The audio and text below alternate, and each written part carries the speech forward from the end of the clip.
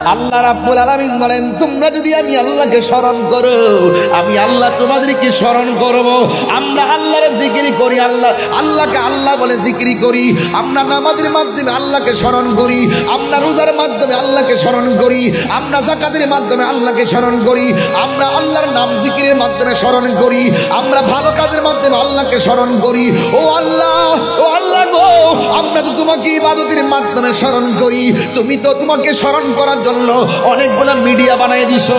1 নম্বর বানাইছো নামাজ, 2 নম্বরে রোজা, 3 নম্বরে হজ, 4 নম্বরে যাকাত, সব কিছু বানাইলাও।